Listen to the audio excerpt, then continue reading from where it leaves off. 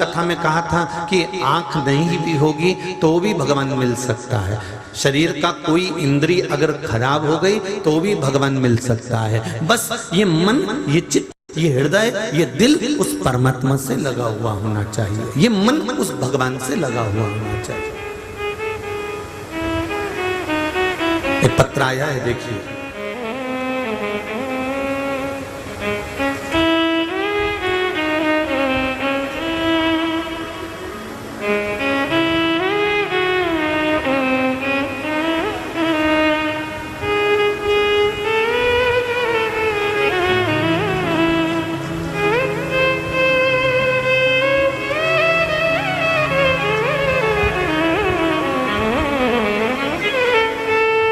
मैं सरिता अनिल चांडक, मालेगांव जिला वाशिम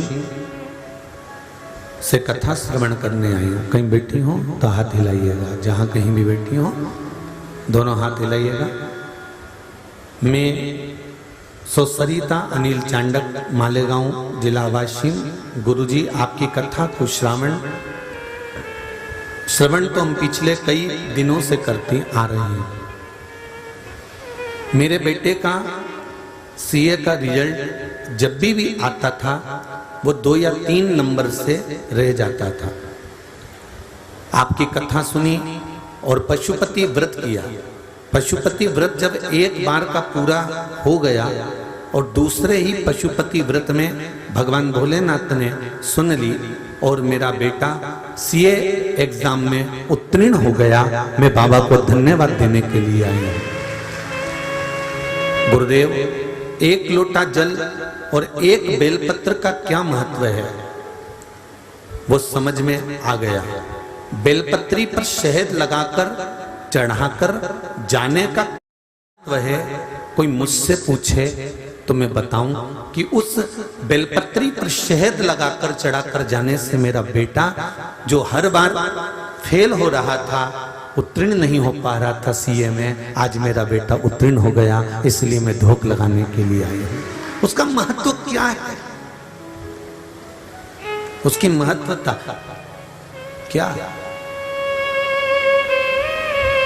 तेरी कृपा बिना न हिले एक भी अणु, लेते हैं श्वास तेरी कृपा से। एक पत्र और है, पूजा मंगेश जी फालके, अकोला महाराष्ट्र से आए हुए हैं। जहां भी बैठे हो हाथ हिलाइएगा। दोनों आप ही हैं, दोनों हाथ हिला दो एक बार। श्री शिवाय नमस्तुभ्यम। हमारे यहाँ नियमित रूप से कथा सुनी जाती है गुरुदेव। शिवालय भी जाते हैं हम। बच्चे को ज्यादा ध्यान नहीं देते थे, लेकिन परली में पहले दिन कथा सुनने आए थे। एक दिन की कथा सुनी और लोटा हम लौट गए थे। घर आए, एक दिन हुआ और दूसरे दिन, उस दिन श्री अभिषेक कथा का तीसरा दिन था। छठ पूजा थी। उस दिन हमारी चाची खाना बना रही थी।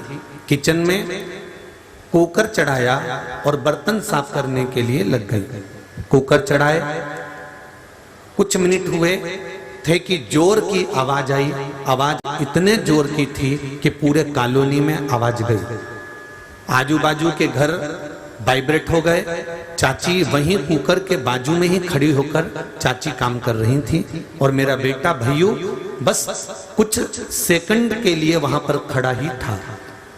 गैस के बाजू में हटकर किचन के बाहर निकल ही रहे थे, वहीं खड़े हुए। क्या हुआ कुछ समझ में नहीं आया। कुकर की सीटी निकलकर ऊपर फर्नीचर की अलमारी पर लग गई और नीचे गिर गई। एकदम चाची के बाजू में गैस का बर्नर टूट कर गिर गया। कुकर से ऊपर का भाग ढक्कन भी फट गया। किचन का पूरा रंग बदल गया। सब शॉक हो गए। देखने वाला कोई बोल ही नहीं सकता कि कोई बचा होगा। लेकिन शिव की कृपा से किसी को कुछ भी नहीं हुआ, सब सही सलामत है गुरुदेव। हम बाबा को धोख लगाने आए हैं कि परली बैजनाथ की एक दिन की कथा का फल क्या होता है। मैं और मेरी चाची हम बाबा को धोख लगाने के लिए आए। ये शिव है। बैठिए बहन, श्री शिवाय नमस्तुभ्यं। बैठिए बैठिए। हर हर महादेव। तेरी कृपा बिना न हिले